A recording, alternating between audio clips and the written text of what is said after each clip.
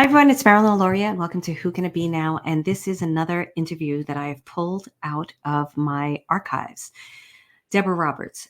I loved this interview so much that I was like, we have to put this on our podcast. And the thing that I'm going to ask you to do after I tell you a little bit about this interview, actually, I'll tell you this right now.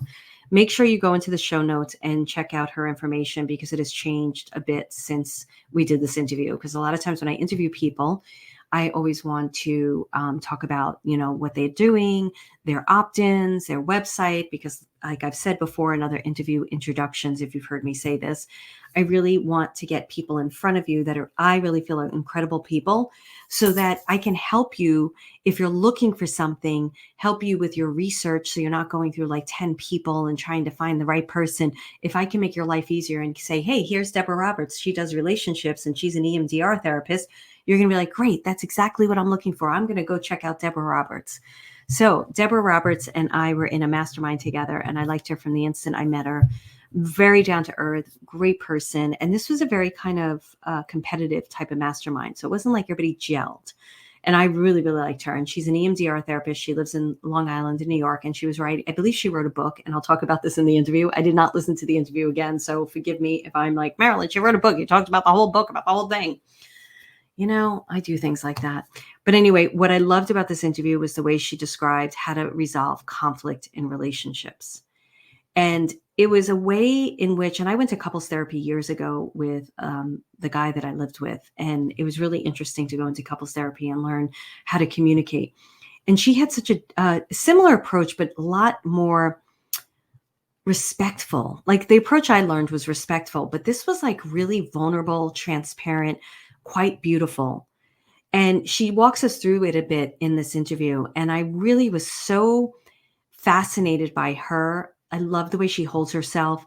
And I was fascinated by her work that I was like, people really need to hear this interview because a lot of us struggle with relationships, whether it's with siblings, our spouses, our parents. And when we learn how to be able to communicate our needs in a relationship, I think it can really help us. I know it can help us grow and can also help heal the relationship as well. And it could also help you make a very good decision about the relationship when you're able to put the cards on the table, share how you feel, and then see how the person responds to that. So I know that you're going to enjoy this interview quite a bit. Debra is a great, great person. And again, I'm going to repeat, make sure that you go into the show notes and read her links because they've changed since the interview. And I want to make sure that if you want to work with Debra or find out more about Debra, what she's offering, that you get the correct information. So go into the show notes and check it out. They are all correct in there. We contacted Debra and we were like, we want to share your interview. And she was like, let me listen to it because it was a while ago. And she listened to it and she's like, that's great, but the links are not correct any longer. So we corrected all of that. I know you're going to love her as much as I love her. She is an incredible person. Actually, a few years ago, I can't remember how many years ago because time, I don't remember. It doesn't matter anymore. Time is not linear. But I was looking for an EMDR therapist after she explained to me what EMDR was. And she got me someone, and I worked with that person for quite some time, and they were really, really helpful. So check out Debra Roberts. Check out her links. Listen to this interview. You're going to gain some really great insights onto how to deal with relationships and if you're having difficulty, and enjoy. And I will see you. There'll be a little bit of music, and then you'll hear me. Enjoy it. At the recording. Hey, everyone. So this is Debra Roberts, and I'm super excited to hear this too. So I'm going to introduce Debra. I'm going to tell you how I know Debra, and I'm also going to share a really quick thing because I think Debra is going to be such a great person for all of us to talk to right now. So I met Debra. She's in my mastermind group with Adam Urbanski, our coach. And we got on a phone conversation and just to get to know each other. And I was really, really impressed.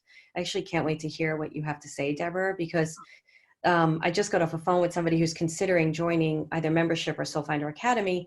And her story is there's so much trauma. It's just broke my heart. And Debra deals a lot with that and has created a program. I'd say, guys, take a picture of Debra right now because she's going to be a household. She's already a household name. She's going to be a household name big time. So I'm going to read her bio because we like to have that recorded. And then we're going to go into talking to her. And anybody and people are watching on Facebook and all. Debra Roberts is a social worker, an LCSW licensed clinical social worker with many years of experience working with all types of relationships in her private practice and consulting with businesses. In her yearly, in her yearly, in her early years at nonprofits, we're very loosey-goosey here, by the way, Debra. Debra got to work with troubled youths. Oh, I think I definitely want to put you in touch with Want me to just explain who I am?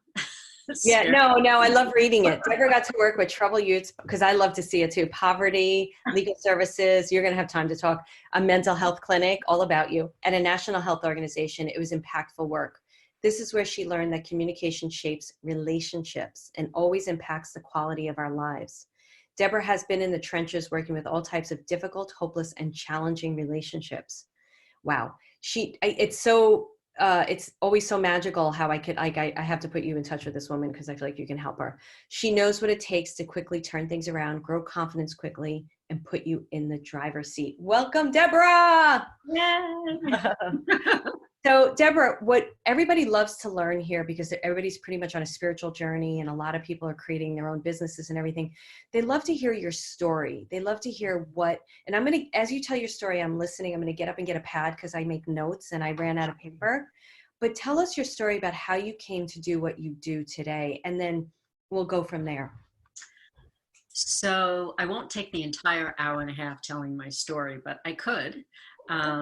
To shortcut it, I will say that I am a social worker first over everything else. I consider myself a communication specialist, a relationship expert, a businesswoman. But I started out, and my heart will always be a social worker. And I have had a private practice for many years. I've worked with and not just working with personal relationships. I've worked with businesses, I've worked with politicians, I've worked with all sorts of characters and all sorts of types of relationships. But the common thing that I always brought that I subsequently found out was different than my colleagues was I always wanted people to feel comfortable. They're sitting in front of me, they're there for a reason, they're not liking each other, they're feeling stuck, they're faced with a problem, they have no idea how to talk to each other, a crisis, you name it, I've seen it. I became the person who they'd send all of the relationships to. Divorce lawyers would say, I can't have these two people in the same building, what can we do? My job was within the first meeting to try and figure out a way to get them to at least start to feel comfortable, feel a little more hopeful, and start to communicate with each other. And so that just became my mission, to figure out how to get these two people to talk to each other. Ultimately, after doing it for many years, I realized, and it took a long time, which I wanted to mention also, because I know you'll appreciate this, Marilyn. It took me over 20 years to realize that I was doing something different than everybody else. And when I finally figured it out, and I did my due diligence to make sure that I didn't, by osmosis, take on someone else's model, because I didn't want to put this out there and then find out, are you kidding? That's so-and-so's, When I found out it was my own, I ended up writing a book. I didn't even know I'd be writing a book. Never been on social media before, to be honest. It just was not, I was a therapist. Like, what am I going to do on social media? I don't really care what people are eating for lunch. That's how I looked at it. But that being said, fast forward, this is 4 or 5 years later, the last 3 years, I realized the book isn't going to sell itself, but also I created a course. I've done much more consulting with businesses, and I've really created something that I see can be duplicated and people respond to it, and it is proven, and it is simple, and everybody can do it. And so I've become a woman on a mission to teach people how to talk to each other. And I gave myself the self-proclaimed title, communication specialist, which I don't even really know what it means, but it feels like it sounds fancy and suits. And fancy, but I teach like the nuts and bolts of how do you have a conversation and how do you have a healthy relationship. So I have a lot of questions about this, but the first question that's coming to mind is, I'm also assuming this helps you to communicate with yourself. Is that correct? Well, what I love about that question is, so I have this course, and every time I do the course, I have— Tell us the title of your books and the title of your course too, because we'll give all that information, but they're going to want to know who you are and be able to follow you and stuff like that. No, I'm not good at that part. So my model is called the Relationship Protocol. It didn't have a name, by the way, until I wrote the book. I never took a note before I wrote the book. So, as my husband said, when I was writing, it came out of my cells. Like, it just was amazing. It's called the Relationship Protocol. It's been out quite a few years. It is, and I can talk a little more in a bit about my model, but I have two different courses. One is for the general public. It's for people that want to improve their communication, and it really transforms what's going on for you in all of your relationships and with yourself in 10 weeks. And then I have the same course that I'm going to start offering for businesses and companies to improve communication there in September.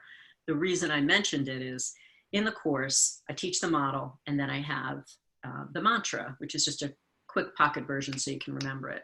Someone who took the course said to me, you know, I hope you don't mind, but I took your mantra and I also wrote a self mantra, because you keep talking about self and self-awareness and the relationship protocol.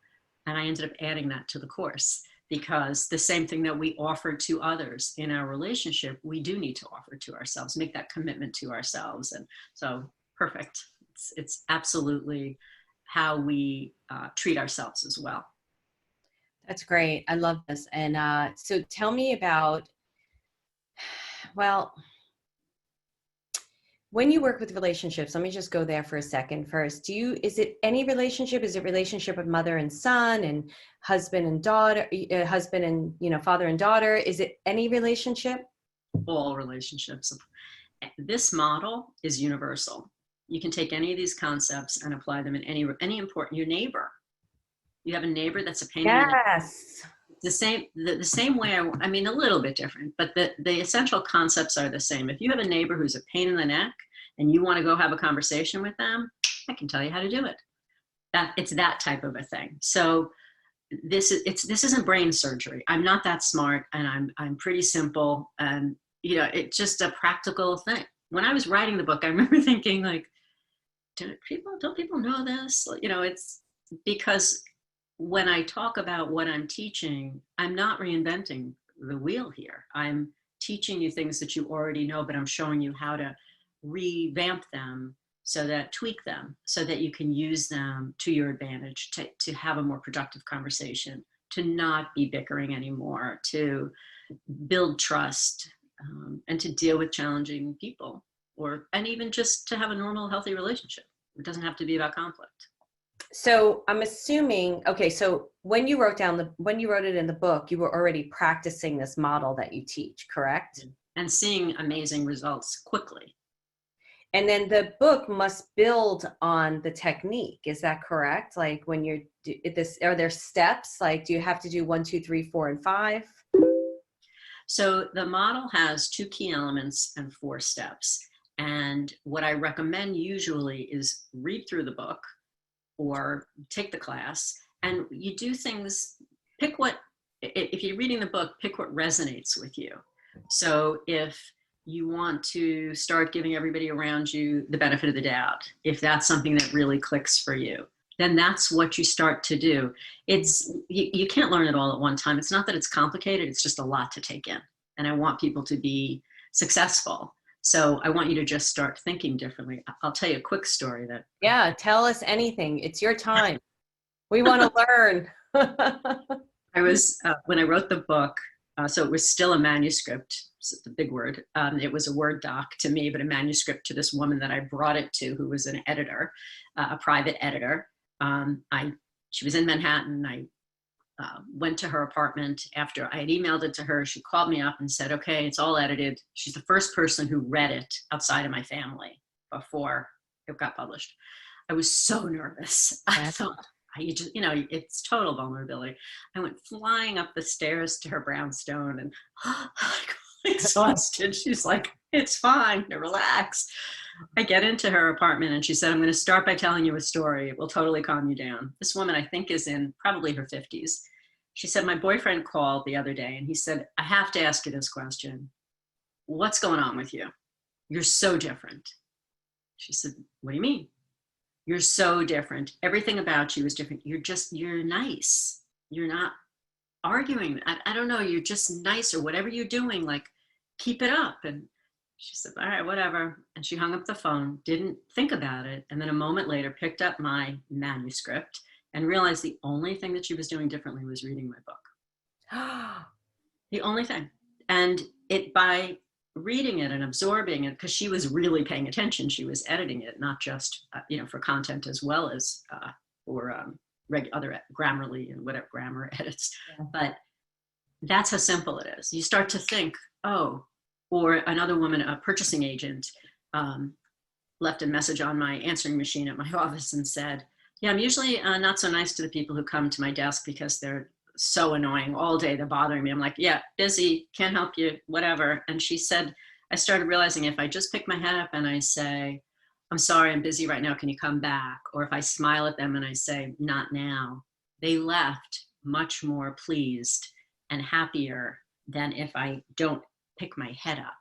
And all it took was a simple action of picking my head up and making eye contact with another human being and being a little friendly that created a little warmth versus this isolation that she had created for herself and figured nobody liked her, couldn't figure out why. Have you thought about your book for salespeople? Yeah, well, that's what I do with, not so much directly for salespeople, but when I go into companies and the essence of my model is connecting with the other person's experience. So that's how we connect, right? So a salesperson, the essence of what they're supposed to be doing, I think, in addition to closing the deal, which I'm not as good at, but I'm really good at connecting.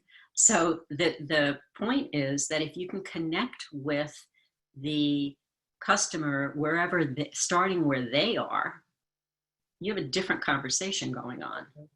So that's where it's applicable for sure. Yeah, I'm like you, Deborah. I'm good at the connection, and then I'm like, make a decision, decide what you want to do. Exactly, it's free will. What'd you say? It's free will. Yeah, I'm like, whatever. I wouldn't be the right teacher if I was to say join. I think it'd be great for the program. You'll learn a lot. You decide. So because I want to get into your model a little bit, but I want to know first why people struggle with communication, because I do want to say this real quick, and I like to ask a lot of questions, but I'm so fascinated by your topic, so I'm kind of diving in myself. Sure. I'm thinking about people that are very empathic, like that woman at the one who was like, get away, get away, get away, get away, super sensitive, having an experience that people didn't like or didn't know why. So are there different reasons why people struggle with communication, or is there an overarching theme? Like, I guess that's my question. I'm so curious. A little bit of both. The main overarching theme that I've found is that there is this huge misconception amongst people in our society that we should know how to communicate, and that in fact we do know how to communicate. In my experience, most people don't know how to communicate, are not effective communicators. Now, they may be effective in small talk or BS kind of talk, but when it really gets down to you don't like what someone else is saying or doing or how you're being treated, all that kind of stuff, we all tend to clam up. We don't really know how to fight effectively. It's not an exact science. So even when I teach it, I can't tell you I'm an expert at it in that way. If you argue with me, I'm not always going to handle it using my model exactly.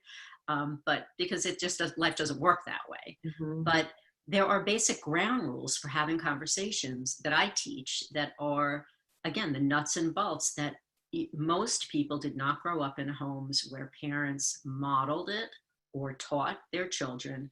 No, go over and talk to Johnny. That wasn't nice that you hurt him. Now, what can you say to Johnny? As opposed to say sorry.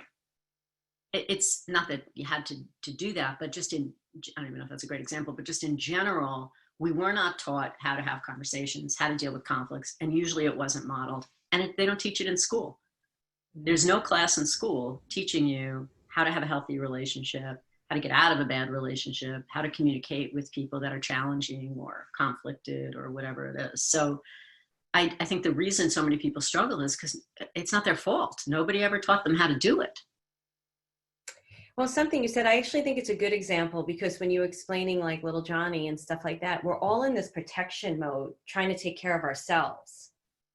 And you said something early on about how communication is about understanding the other person's experience. What was the exact wording used? Because it sounded like something.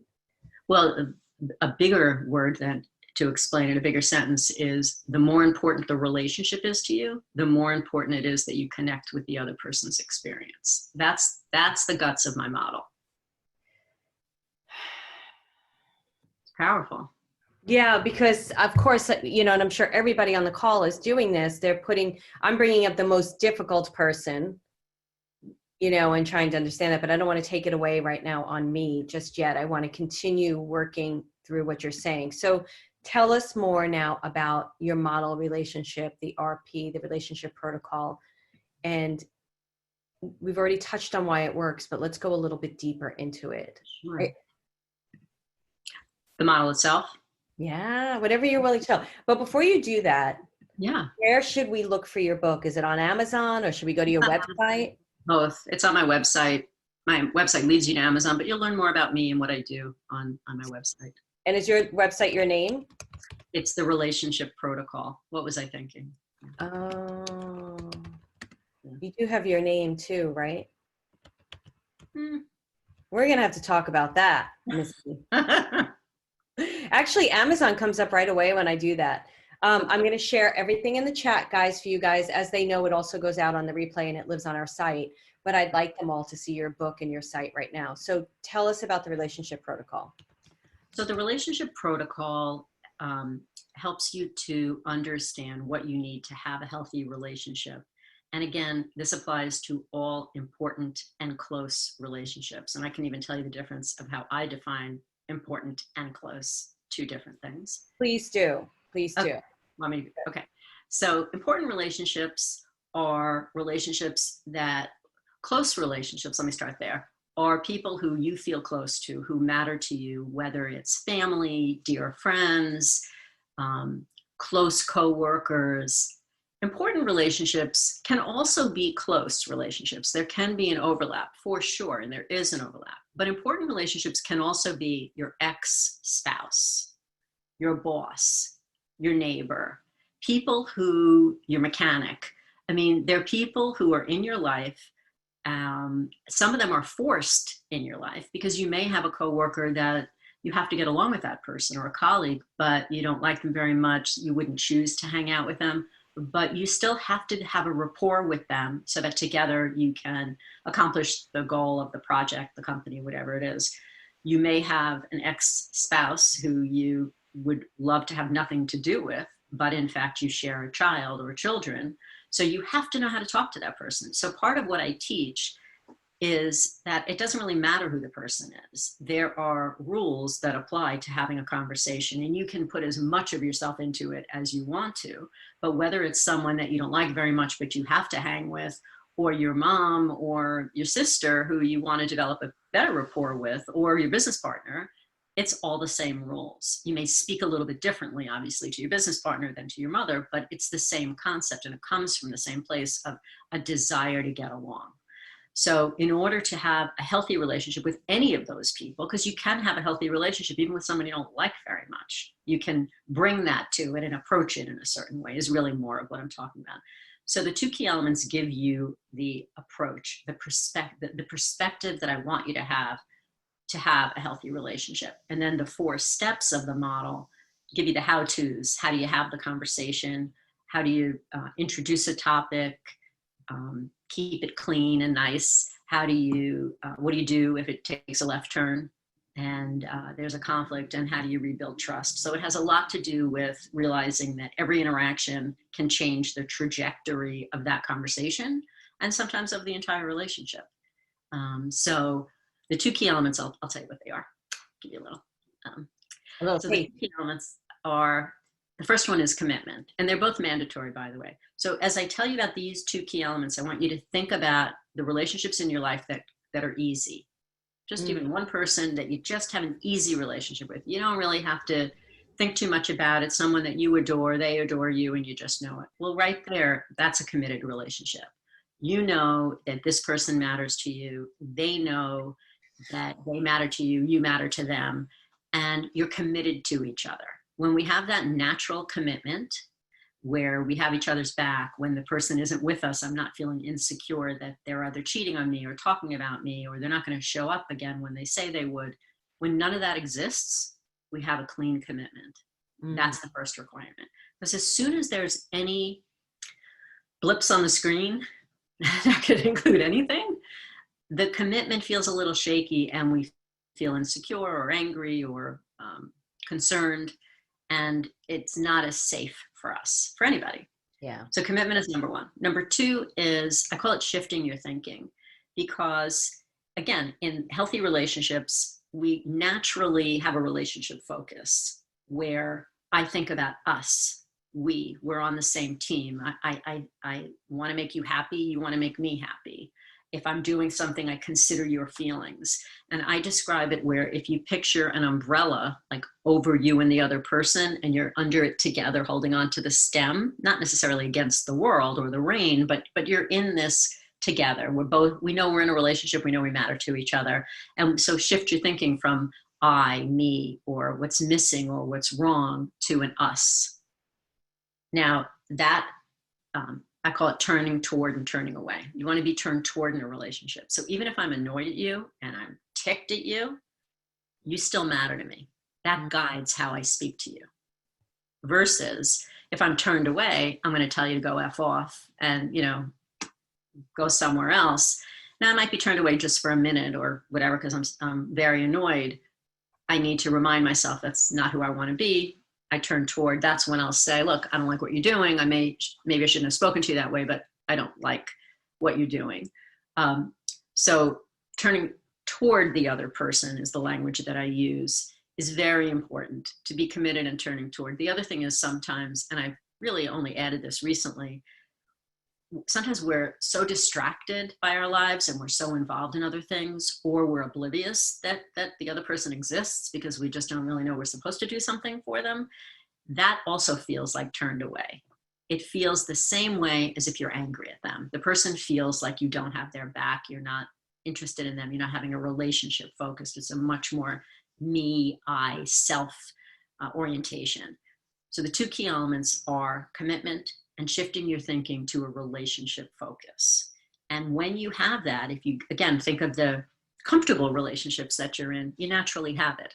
So when I'm working with anybody, I'm teaching them, I'm looking first to see, do they have the two key elements? Because if they don't, I'll teach you how to have a conversation, but you're not going to really have a fulfilling or smooth sailing relationship if you really don't trust each other. And the two key elements create that safety net for you.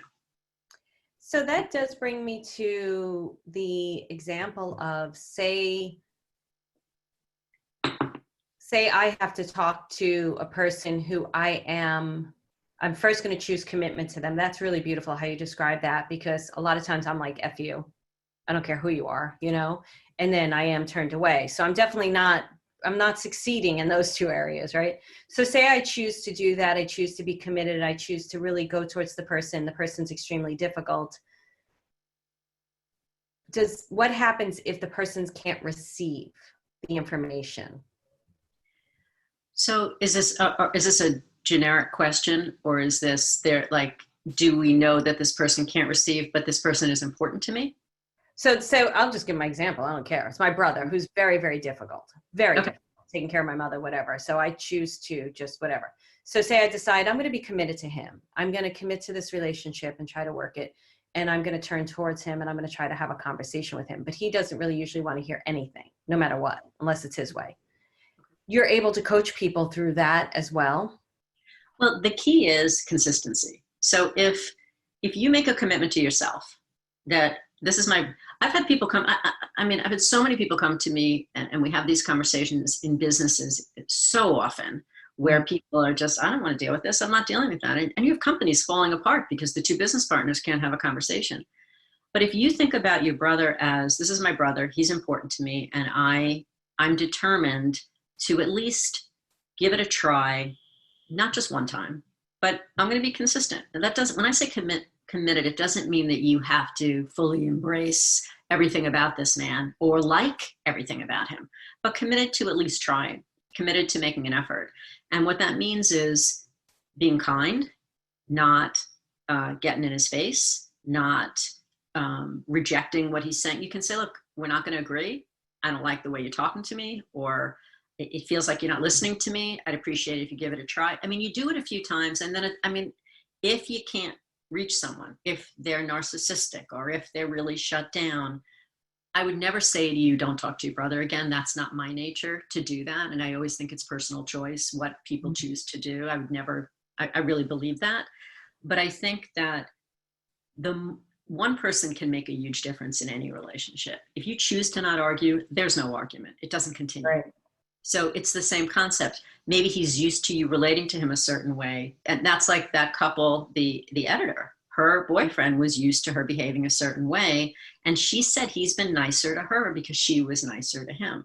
Maybe you have an edge when you're talking to your brother that if you don't have that edge, or if you lean in and you say, look, let's try a clean slate here. How can I be helpful to you? Or I don't know what it is you're looking for from him, if anything, but a different approach and consistent and sincere when they start to believe that you're sincere, and that can take a little bit of time, that can change an entire dynamic. Huge change.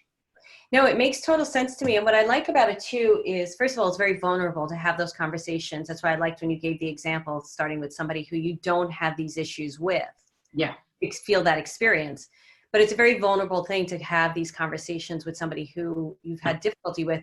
But what I love about your process is even just feeling into it, I know doing it, it makes total sense that I'm doing the best for myself too. Yeah. And that's what helps. Like, because then you do the best you can. And if you keep showing up a certain way, and if that way doesn't get met because of narcissism or whatever, I've done the best that I can. Exactly. And I want to also, it feels better. And I also want to add, even with someone like the situation you're giving, I'm not even saying have a real conversation. I'm just saying show up nicer. See if that changes. I would never tell you to be vulnerable if that's not comfortable. What I would say though is, titrate it. Start small and see what happens when you're nicer. See what happens if you call and you just check in and see how that feels. But it's leaning into something rather than turning away. No, I love it. I think it makes perfect sense, Deborah. And I think it's a beautiful way to change dynamics in relationships, but also I could feel the shift even in myself. That's why I asked you that. So, what if we're in the conversation with the person and we're feeling triggered or overwhelmed or upset? What kind of tools or techniques or what suggestions do you make? Because I know a lot of people have those experiences too, where you're in a conversation and you're getting triggered in the moment. Mm-hmm. How do you remain committed to what you're choosing to do? You know what I'm saying? The commitment and not turning away. So what do you tell people to do in those types of situations? Well, there's two things you can do. I mean, one is if it's conversational, if you're able to say to the person, I don't like the way you're talking to me, if that's what's happening, that's okay to say. I don't know that you're going to get a result. They may say too bad, then they haven't been using my model. But the goal is that you could share that with someone. I'm having a hard time with what you're saying. But personally, within yourself, if you know that you're triggered, I'll use the term, to me, a trigger is when we have an emotional reaction to something. It could be obvious and big. It could be more internal, where you're shutting down. But either way, this is when I use my hands. It's like you're having a conversation and their response kind of should be here, but it's here, or it's here. So this part of it is irrational, usually. We know when we're overreacting to something, usually, hopefully we have a gauge that we've had a bigger reaction. So that's the trigger. The thing that I teach is if you look at triggers on 3 levels, and the example I give is road rage, because it's an easy one. So if I'm driving in my car and someone cuts me off and I get really annoyed, okay, no big deal. I get annoyed. But if someone cuts me off and I go crazy, like you son of a bitch, and I grab the wheel and, pedal down and and all of a sudden I realize, what am I doing here? Like I'm driving like a mad woman. Something changed. So I know that I was tripped up by something. By the way, usually it means you feel like they've disrespected you. Mm-hmm. Most people have anyway, different conversation. But so what I teach is level 1, level 2, level 3. So level one is, what are the facts? What's actually taking place? What's the reality of the situation? Level two is, what's an appropriate reaction to what's going on? Level three is when we're triggered. I call this levels of emotional awareness, or LEA. So in that scenario, what are the levels? So level one is, I was driving in my car and someone cut me off. Those are the facts. Level two, what's an appropriate reaction? The first one, when I got annoyed. Level three is when I'm over the top, I'm triggered. So in that case, I was grabbing that wheel like a crazy woman.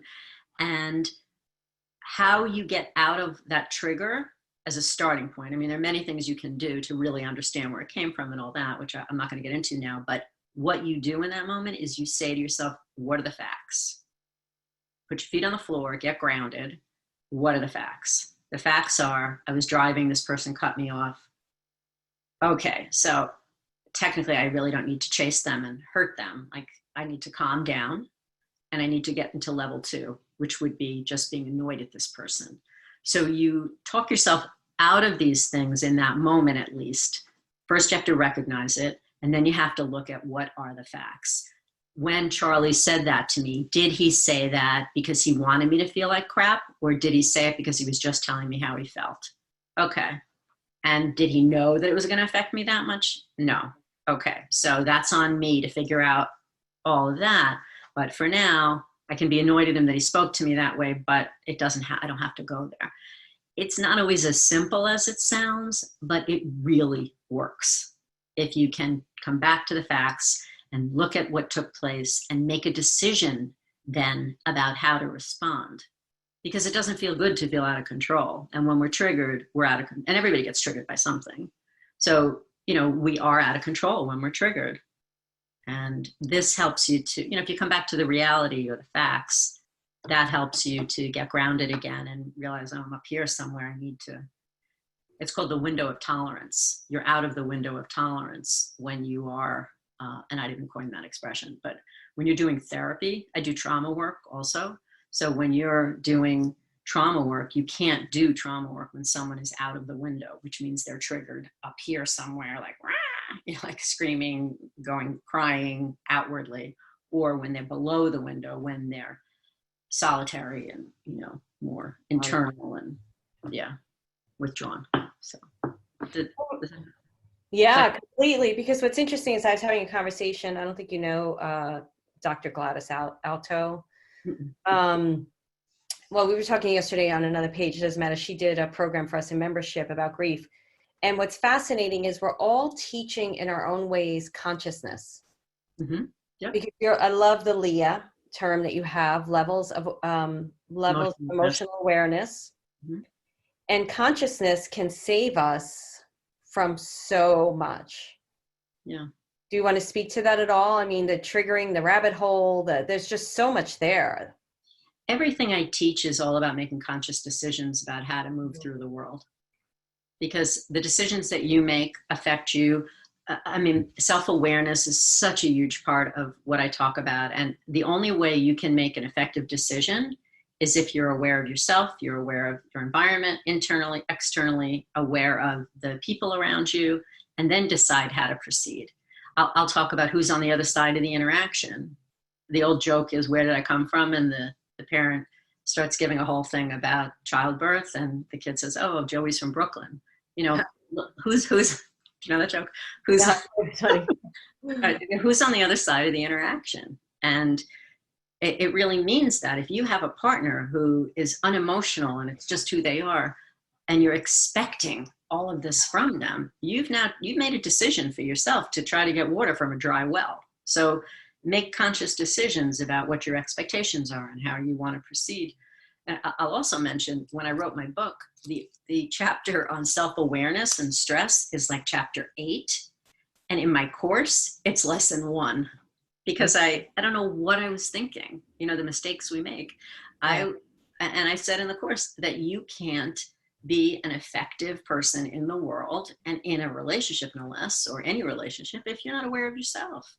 And you can't make conscious decisions, and you can't do great self-care if you don't pay attention to this.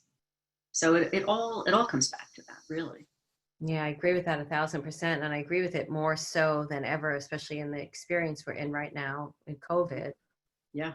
how it's bringing a lot of people to consciousness they weren't really ready for too.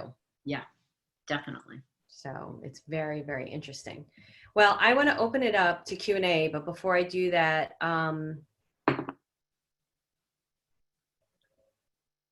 okay, so we always ask the speakers to give us some questions, and I wanted to go through them real quick because Debra's topic is, I just think it's really fascinating and interesting, and I don't know a lot about it, so I always find those the best conversations for me because I love learning.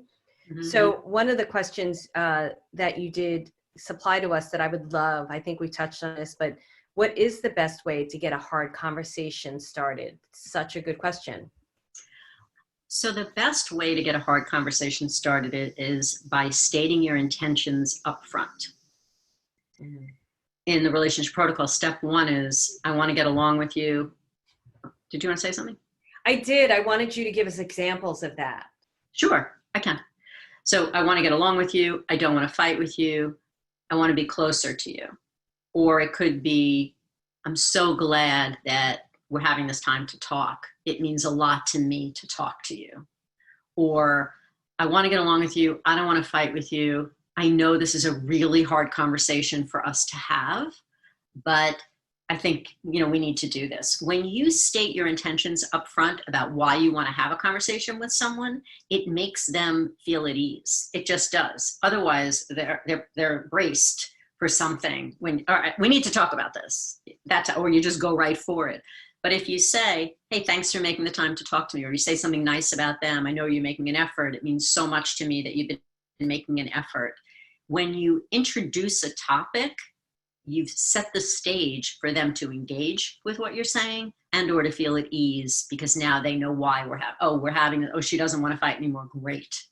It doesn't mean it's not going to always go in that direction, but at least your intention is to get along with the other person. And you can use this in any circumstance with your kids even. I don't want to keep fighting with you about cleaning your room. This is really upsetting to me. We need to figure out a way to do this, and let's try to all, agree that we're going to be kind to each other while we're talking. So you're kind of setting the stage for what I need from you and why we're doing this. And it's also, is this a good time to talk? So many of us want to have those big conversations right before. Wait, you're falling asleep? Yeah, right. Or you go to that big meeting? Wait, we got to talk about this. Yeah. Oh, you only have a minute? Do you ever have, because I'm sure you must have this when you're dealing with clients who are getting ready to have this difficult conversation with someone, do you ever take them through some type of visualization or the worst things that could happen? Or do they ever need to go through that with you first before they go into a conversation? Well, sometimes we'll talk about what are you afraid of happening? And then, I have done imagery work where we call it like a future template, visualizing yourself having after we have the conversation, I'll do it more, practicing the conversation, visualize yourself having the conversation and it going well. And so now can you approach it more with an open chest and an open heart? And, I think I know you love this stuff, but I think when we lead with our heart and we lead with our power at the same time, we're doing our best. We can't guarantee the results. What I try to do is help people to feel more equipped. And I'll give you one kind of funny story. I was working with this couple. This woman was a screamer. She just would yell about everything. And she happened to get to my office when I was working in my office before her husband did. He was a tough nut. They were well matched. And she came in and she said, I'm going to talk to him today and I'm going to tell him I'm so tired of this BS. And she was on a rant. And I said, hey, do me a favor. We've talked about how you should approach things. And when I'm sitting here and I'm guiding you, you do it and it works. So can you just try to bring up the topic by letting him know you appreciate that he's still coming, because she never thought he'd show up for the first meeting. Can you just start with giving him a compliment, but authentic, and then introduce the topic with kindness and whatever. So she does it my way, and he says what he wanted to say. She said what she wanted to say, and it went well. About 10 minutes later, she said, I also want to talk to you about, and she went her way, and she started screaming at him. He got so ticked. He looked at her, he said, and I thought things had changed. And he got up, walked out, and slammed that door harder than I've ever heard it slam. And literally, like a punchline, she looked at me and she said, I guess your way really does work. It's like, there was a before and after shot right there, right in front of me. Was she able to go back to, was she able to do your way more? Well, she had no choice. Yeah. If she wanted her relationship to work. Exactly, the commitment. You have to be committed. She was committed to making it work, but she was invested. You have to figure out what you're more invested in. If you're more invested in being right, and you're more invested in completing your sentence and making sure they hear your point, you're never going to have an easy way of it, because relationships, I hate this part, but they can't be about winning. No, I agree. Even though I really do like being right, I have to say. Well, somebody taught me not early on, about 15, doesn't matter how many years ago, but it was quite a video. I was having a difficult relationship with somebody at work. They were really trying to push me under the bus. And I knew it because I'm intuitive. So I knew what she was trying to do. And I was like, yeah, but it's wrong. It's wrong. And the spiritual advisor I was working with, she said, no, whether that's no business of yours. Whether she thinks she's doing right, you need to take yourself out of it, and you need to decide what do you need to do for your own self-respect.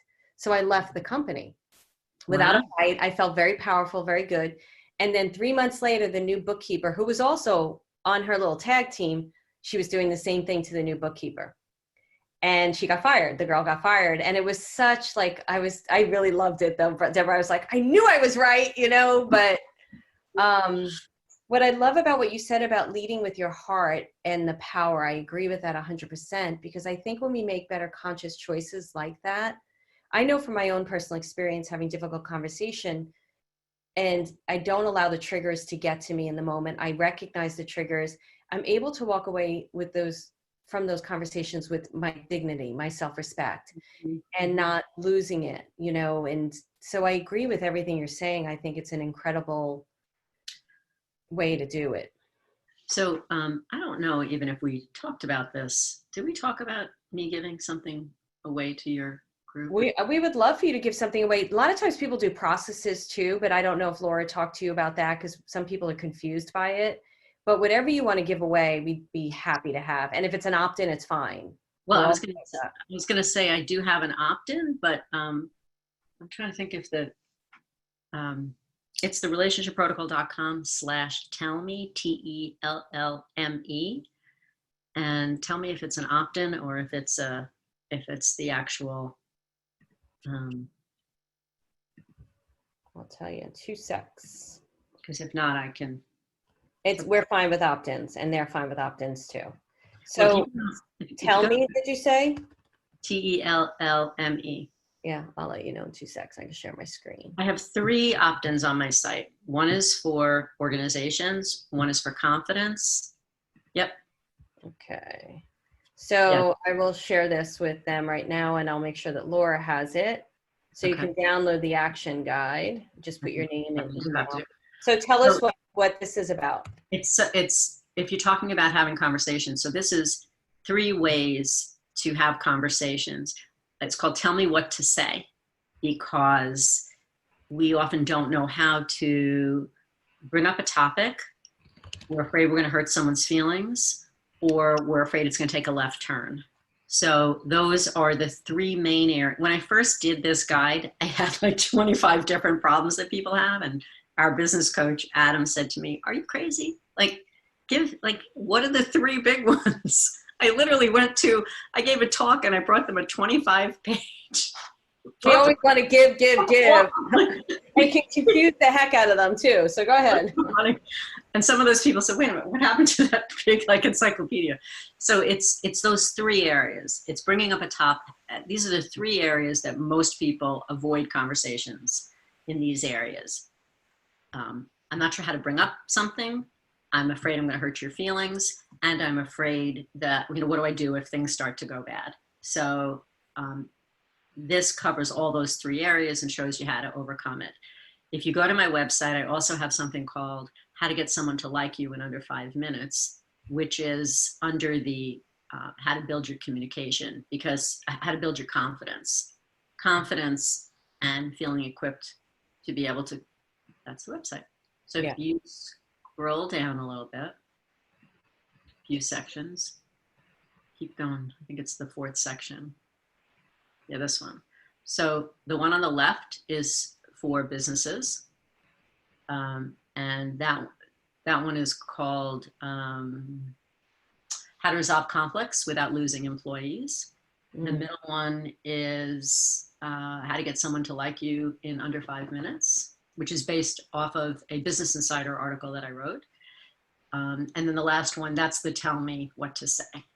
Okay. So, and they're all really, good nuts and bolts stuff. Yeah, and Kelly was asking about your course. So Kelly, if you go to her online courses here. Yeah, it's a lot of information on it. So is this a live class or is it digital? Because it says join the wait list. Yes, so in September, I'm starting another cycle. It's a 10-week class. And what we do, this is called Write Your Relationship. And there are recorded lessons, 20-minute lessons that are, dripped out every week. And there's a worksheet with each lesson so that you personalize the lesson for your own situation, relationships. And then once a week, we meet as a course, as a class on Zoom. I only accept 15 people in the class. And for an hour we meet and I have a conversation with every person in the class. How are you doing? What'd you think of the lesson? Any questions, any challenges? And there is interaction amongst the group, but it's an opportunity for people to ask questions and I coach them through their transformations. And typically what happens is by the end of the 10 weeks, we have people who are in the driver's seat, which is the best way to describe it. Even if they thought they were, they have more clarity. And it's so gratifying to see the work that I know can be so powerful, watching it in action. Yeah. And it's interesting, she says in the driver's seat, and a lot of you sometimes have dreams. We do dream interpretation where you're not in the driver's seat in a dream. Mm-hmm. Pay attention to that because that's a big thing in your dream, where you're not in the driver's seat of your life. Or even think about, like, if I think about certain relationships I have in my life, like my brother, when I'm around him, he's definitely in the driver's seat because I mute myself, that's the way I've learned how to deal with him. Yeah. So it's I can see my own dynamics here, which is so great. I love that. And I do only accept a small group because I want it to be like an intimate classroom kind of a setting. So if people are interested, just reach out and I'm happy to have a conversation. It's not for everyone. It can't be, if you're in an awful relationship or you're in a crisis, or you're doing a lot of self-destructive stuff, it's not for you because you won't get the attention that you need. But if you're looking for some guidance and you really need some help to improve your communication, your confidence, a relationship, come on board. It's life-changing. Okay, so I'm sharing just 2 things I want to say to that. One, I'm sharing the Amazon thing because Kelly was looking for your book. Sure. So I shared her Amazon link, but you'll also find another thing. The other thing I would suggest, and I'm sure Debra, you still take private clients, right? I do. Is your book on Audible? Not yet. Doesn't look like it. No. Is it on Audible or no? No. I know. I know that's something someone told me. I can't remember who it was who wrote a book, and she's like, make sure you put it on Audible when you write a book because it's the biggest thing. I know. I for me probably would pay for someone to read it on the thing. I will also tell you that my private practice is pretty full though. So really the course is a great way to get to me and to work with me and quickly. Okay, there's the answer. So we do have some questions. Please do type in your questions. I will check the Facebook page too, except that I have to check it on my phone because it's Zoom. But in Zoom, please, we do have a question. And Kelly, thank you for answering that stuff, asking that stuff. And you have all that information. And if you don't have it, please let us know and we'll get it to you. So I don't know who this is. It's fine. It's anonymous. I often threaten divorce to my husband lately. We are very different people. He's not emotional and very disorganized. I'm the opposite. What do you suggest to say differently? How should I approach him? Well, stop saying you want a divorce. I mean, we all say things like that in anger, I guess, but that's the epitome really of not behaving in a committed way. And you give him permission then to not fully be invested. And I know that might sound harsh, and I don't. Sorry, somebody on the Facebook page was asking for your information, so I'm trying to type it in, but go ahead. First, whoever you are, anonymous, I don't want to sound like I'm being harsh, but I want you to really understand that if you're trying to get him to change, the best thing you can do is try to be similar to what I was talking to Marilyn about, consistent and kind, and let him know that you would like to try to be better on your end, because even if most of it is him, you have to lean in a little bit too. So if you can lean in with an attitude of wanting to get along and trying to give him the benefit of the doubt that maybe he also can try, you'll approach it differently.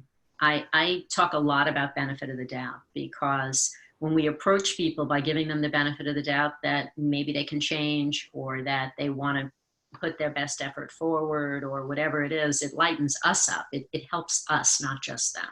So I think if you approach him from a place of we, us, and your desire to make an effort too, you might get something different from him.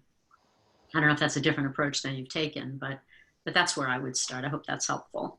I think that's... Try not to threaten divorce. All right, go ahead, say that again. No, I just said try not to threaten divorce, because it really does give them permission then to say, yeah, she doesn't give a crap. Why should I bother? She's going to leave anyway. She's just going to threaten divorce. I'm so tired of hearing that, because it takes away from your power when you do that. Unless you mean it, don't say it. Yeah, I always called it, and this is not against whoever that person is, so just know that we're talking in a teaching tool type of way, because we don't know your specific circumstances. Yeah, I promise. That's why. Yeah, no. All of that was really good, because I actually related to that. And then one of the things was, where did it go? Oh, I called it manipulation. I can't remember what I used to call it. A friend of mine did stuff like that, basically to manipulate a response from them. So they would threaten certain things, it was like a passive thing to manipulate a response. And so I agree with Debra. When I did couples therapy with my boyfriend that I was living with a while ago, that was some of what you're suggesting, not what all you're saying, because I've never heard this before, and I think it's great. And I love the commitment to the relationship. I think it's phenomenal. I think everybody should. We have a few people on the Facebook page that want your information. I just shared it, so I would check Debra's out and read that book. Good. But I do agree about, I could say from a psychic, I'm not even going to talk about my experience, but from a psychic experience, when people would come to me about, I want a divorce, what do you think, and doing a readings, 9 times out of 10, it was work on yourself, like be committed to, because you need to really get comfortable with what's going on in you in this relationship before you blame the relationship in full too. So that was something that would come through. Yeah, that's absolutely right. And that's the message I was trying to get across there.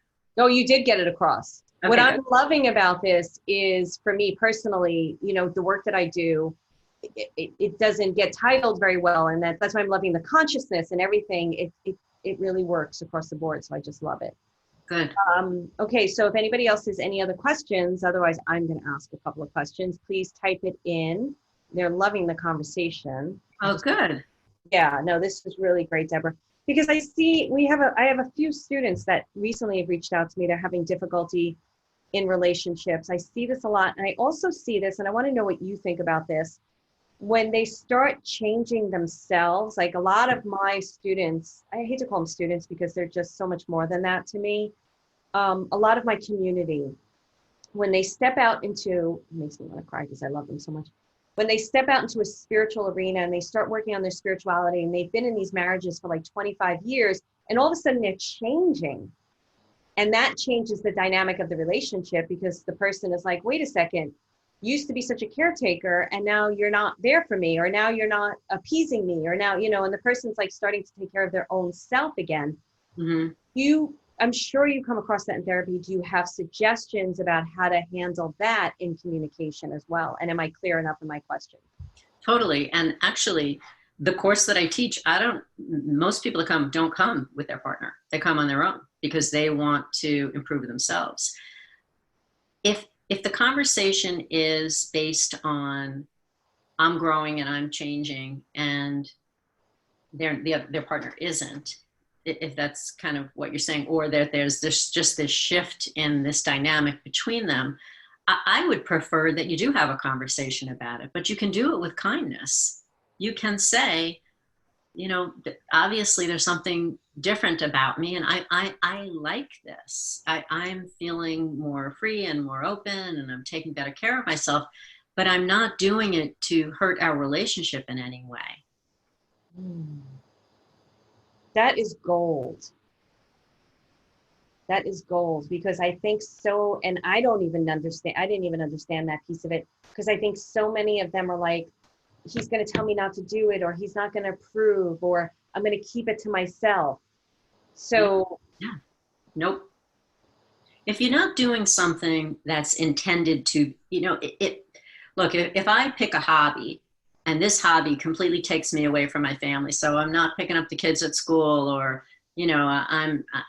there's like any responsibilities that I had originally agreed to, I'm not doing, and I don't say anything, but I've changed the rules. That's not fair to anybody either. So in that situation, I have to say, look, I'm not going to be around to do this, but how can we figure this out? Or let me figure out how to negotiate it. But in general, if I'm doing personal work and I'm growing and I'm learning about myself and caring about myself more and carrying myself differently, that's not something I should be ashamed of or that I should hold back with, I think, because it's going to benefit everybody. The key is to then say to your partner, and actually the step 3 of the model is I'll never do anything to intentionally hurt you.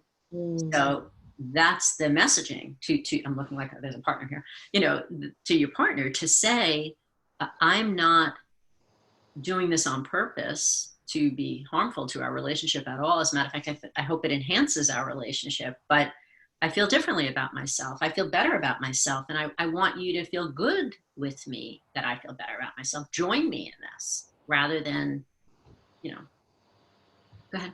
Finish your sentence. Rather than get turned off or be threatened by it. I'm still in this with you. I'm not going anywhere. And I apologize if it has hurt you or you feel like it's changed our relationship, and I'm happy to talk about that, but my intention isn't to be hurtful. So what if you do, I love that, but and I want to check Facebook. What if you do, because you're going to see me look at my phone after I have this question. I'm listening, and I don't want you to think I'm not listening to you. What do you do if it's a topic that they don't really approve of? So a lot of my community is studying psychic ability or mediumship or speaking to, deceased loved ones. And a lot of times what we find, Debra, is the husband comes along for the ride afterwards. But in the initial thing, they've been in the closet, they feel certain things, they're having these healing abilities, and now they want to study. How do they approach their partners, even their kids? Sometimes their kids are like, "You're crazy, Mom." I imagine it's some of what you just said, but I want to ask that. Yeah.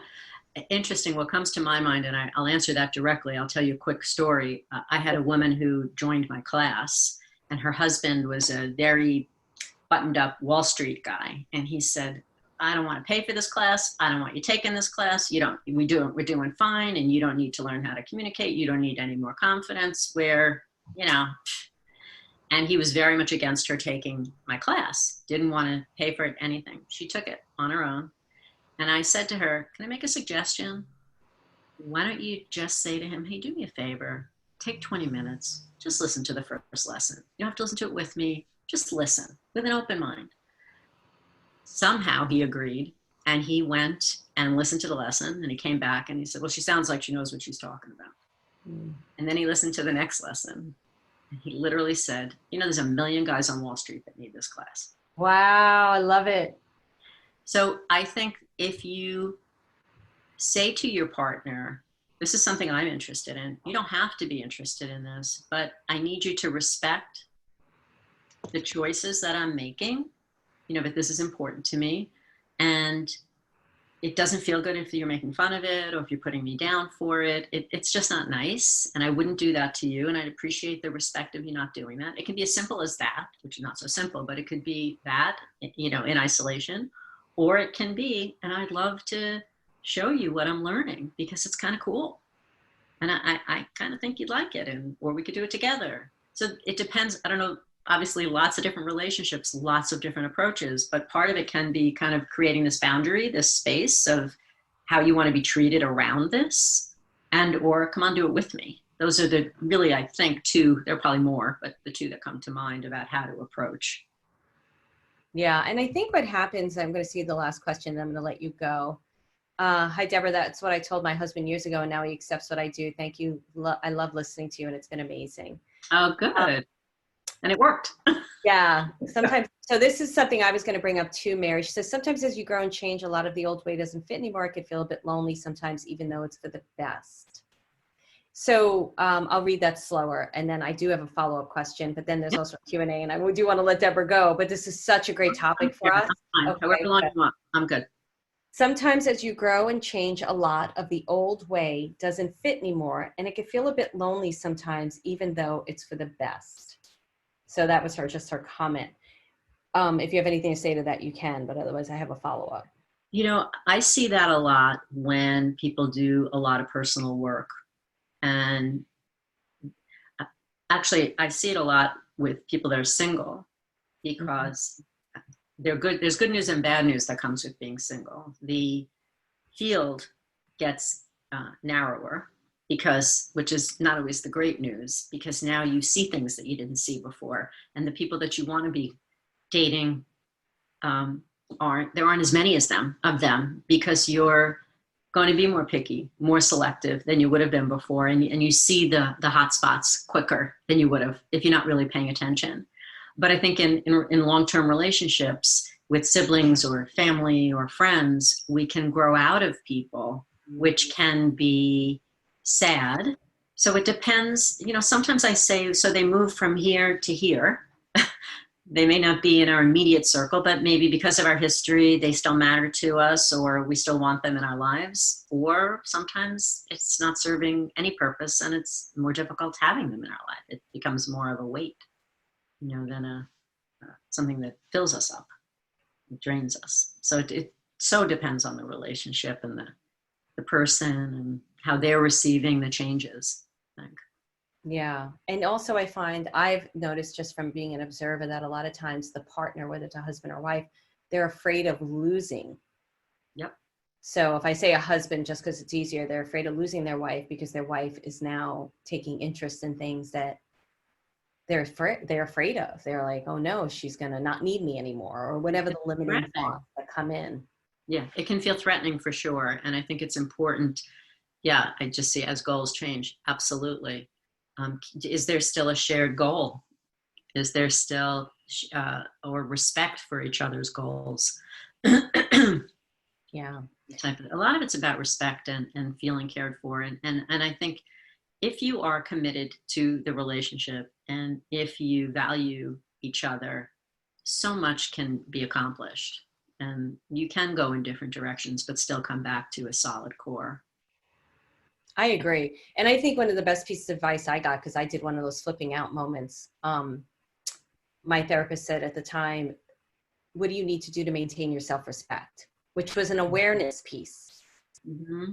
And it wasn't to flip out and throw a tantrum. It really made me start looking at myself. How do I need to respond right now to maintain my self-respect in this moment, in this conversation? Sure. Yeah, it really is about your own dignity and your self-respect. And you have to be true to yourself and know where you begin and the other person ends. And Deborah, I say that all the time. Repeat that.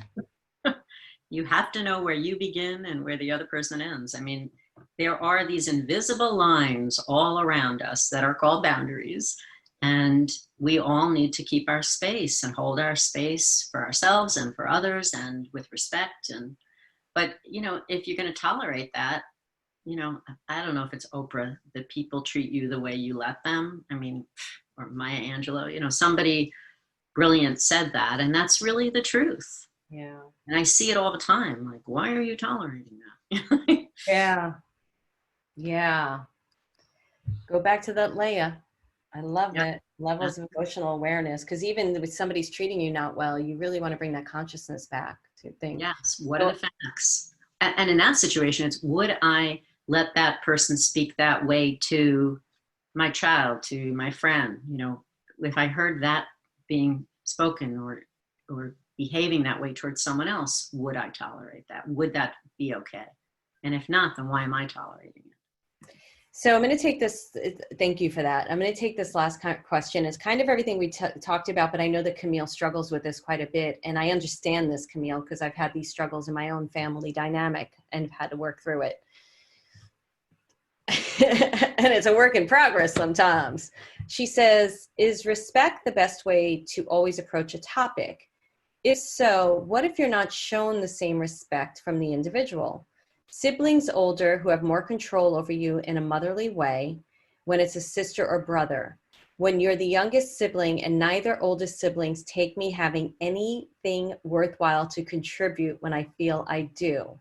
We're very different in ideas and so much more. So relate to you, sweetie. So here's where the relationship protocol comes in. You say, I mean, let's say you wanted to make a point. I'm assuming that there are times when you want to say something and you're not feeling heard is clearly what's happening or acknowledged. Yes. Okay. I can kind of see now I'm paying attention. So what you do is you use the model by introducing the topic. So you say, I'm going to give you the benefit of the doubt that no, wait, let me scrap that. I want to talk to you about something that's important to me, and I hope you'll give me the courtesy of listening. So now I've set the stage.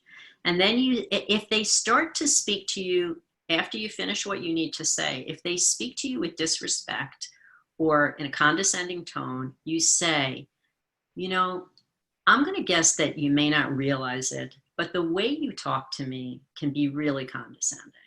Or I want to get, this is what I started to say before, I want to give you the benefit of the doubt that and trust your intentions, that you don't want me to feel badly, but the way you talk to me just isn't very nice. And so could you please rephrase that or think of your tone, because it's hard to give you the benefit of the doubt. It's hard to trust your intentions when you talk to me that way. So benefit of the doubt, trusting intentions, stating your intentions for what you want to say. I want to have a good conversation with you. And as soon as someone treats you in a way that doesn't feel good, call them out on it, but you can do it nicely. That doesn't feel good the way you're talking to me. Or, I'm going to give you the benefit of the doubt that you don't realize the way you're talking to me isn't nice, is condescending, is hurtful. But you never have to tolerate that without pushback. But you can be kind. That's how you maintain that boundary. I'm sorry, you're like stepping in my space now, and that's not nice. That's sort of how it feels. So I'm going to say to you, because I don't want to alienate you or piss you off, because then I'm going to feel worse, possibly. So I'm going to assume that you don't realize that what you're doing is so painful for me. But the language that works best, I think, is, I'm going to give you the benefit of the doubt that you just don't realize. And I say it so nicely, like that, they can't even imagine that I'm really letting them have it, but I am. So. Yeah, and she says, and I want to say something, Camille, go back and listen to everything, how Debra said it. I would even suggest writing it down, because when you're not used to communicating that way, it could be very, it can make you very, for me personally, when I wasn't used to it, I could be very like this, or, that kind of feeling. So that's why, like she said, even I'm sure they do, you said you practice it or something. I used to practice things like this with my therapist and stuff. Yeah. And you're laying a boundary down. She says, sounds like I need to be strong yet kind, but kind is an interesting word to me, because who are you taking care of in that moment? Debra's giving you advice to take care of you in that moment. Mm-hmm. So it's definitely about being kind, I think, and respectful, but it's also about me standing in the power of who I am. Exactly. Listen, I'll teach you how to communicate, but I'm also going to tell you that not everybody is going to treat you fairly and be nice to you. And you have to be, that's also having confidence. Communicating is saying, I don't like the way you're talking to me. That doesn't work for me. And also when someone comes to you and says they don't like what they may, let me say this to you, Camille, you may say that to them, And then they may turn to you and say, oh, you think you're so nice to us? Oh, you think, because it's always tit for tat. So what I want you to do, if that happens, is I want you to say, you know what, I'm really sorry. I'm sorry that if something I'm doing is making you feel badly, because that's not how I want you to feel. That's the full relationship protocol. Because step 3 is, if I'll never do anything to intentionally hurt you, and now you've told me that I've hurt you, even if I don't believe it, or I think you're being ridiculous, I own it. And I say, and it's not always so, it's counterintuitive a lot of the time, but I'm sorry that I've hurt you, that I've made you feel badly. I don't want to do that. Hoping that then they'll say, well, I don't want to hurt you either. But they may not come to that on their own. They may need to see you say, hey, I'm sorry that I hurt your feelings. Or if you think, that's right, it's not my intent to do that. Really sorry. And so I hope you realize that you do that to me, or you up to me. And sometimes people are really stubborn and they are invested in who they are and how they communicate, or there's narcissism or other stuff going on, but got to give it a try. So. Yeah, because I think that's great. I think all your advice was phenomenal, and then it works. That's it's stuff. logical. Yeah, it's not fancy, right? Is there anything fancy that I said that No, but I think the way you lay it out is very it really is incredible, because you can follow it, and it's got you understand it.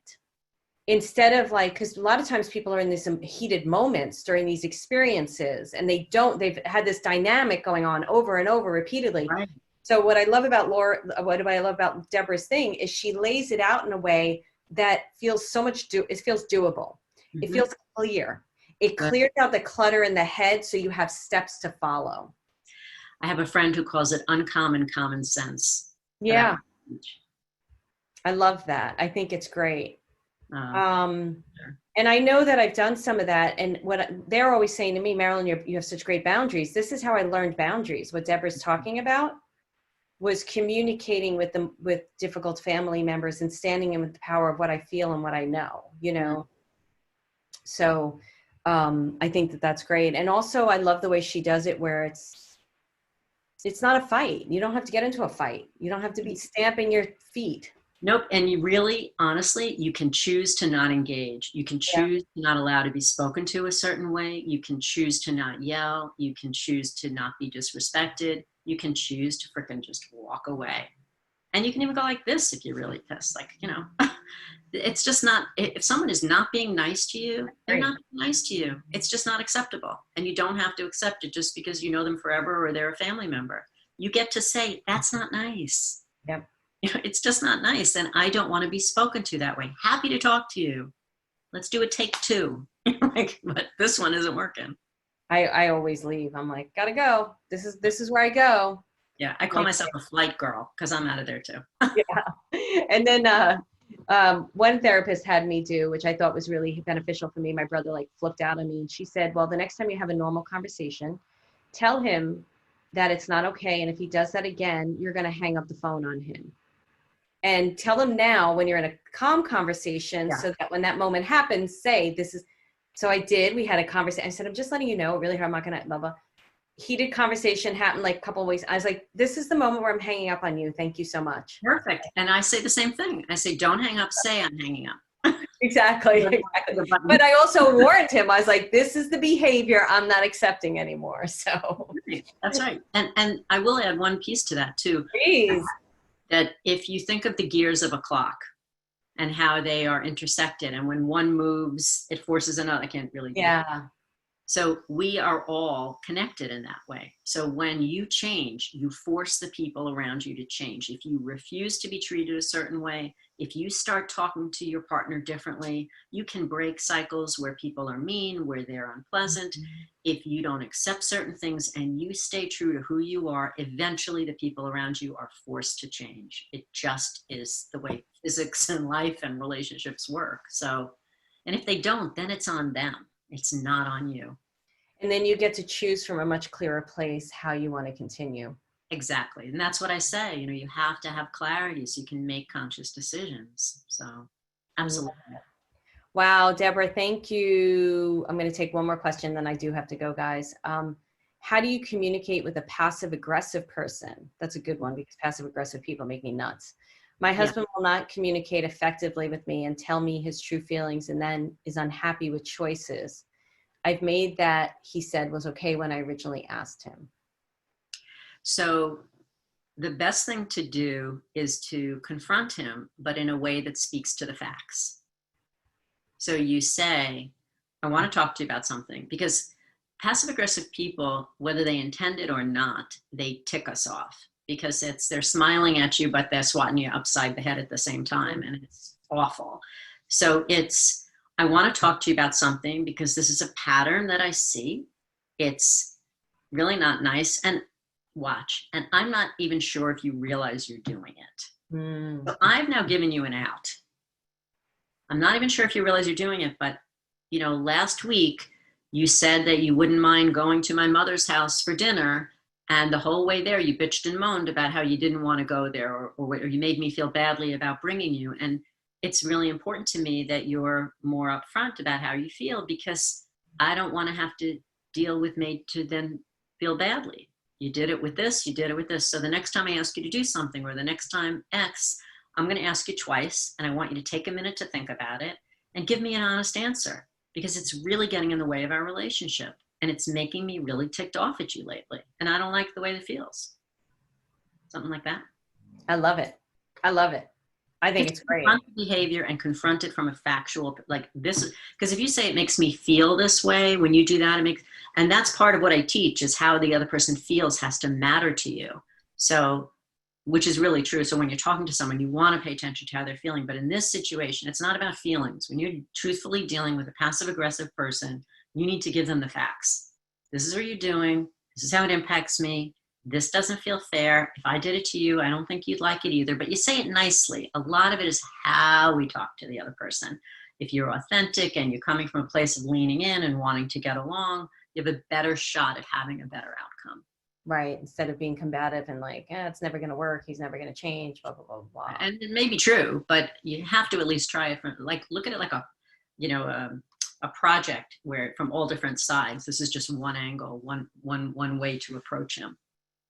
I love that, because I'd been taught about the feeling thing, and I just love that you're really kind of assessing the situations. So I'm going to share your course again, because Helene is asking you where you practice, but she already said her practice is full. So your class starts when, Debra? At the end of September, and I am accepting people now for that. Yeah. Check it out, join the waiting list, see what you think, and let me know. I would definitely do that, because that class sounds amazing. And what I think is going to be so beneficial about that, besides the fact that you're getting one-on-one with Debra through a path, a proven path, you're also going to be with like-minded people. Yeah. And I think that that's really beneficial, as we all know, because this community is so strong, how much that helps. So I think that that's really great. Group therapy work, when I was in group therapy, accelerated my process, accelerated my healing. Yeah, I like having all the students also hear each other, because it just enhances their learning. And truthfully, it's from this program that the students were saying, oh, I brought this to my business. And so now I have people who are in the class wanting to beta test the next program for their companies, because they want to take it on a broader scale. I mean, it's exciting to watch how this is expanding. When I think about this, I hope you're approaching Disney, because I know that Disney likes to bring programs like this into their companies. I would love to, if you want to help me. I will. I'm going to send your stuff over to a friend of mine without saying her name or anything, and just see. I'll just broach the subject, because she is somebody who brings in people. Do you want to wait till the landing page gets up? You can send it to me when you're ready, and I'll send it to her. I'm so close. Yeah, just send it to me when it's done, and I'll give it over to her. And just not going to tell you anything, because I'm going to wait and see what she says. But I know that they're very, very good company about bringing in people to really accelerate the performance level from a great place.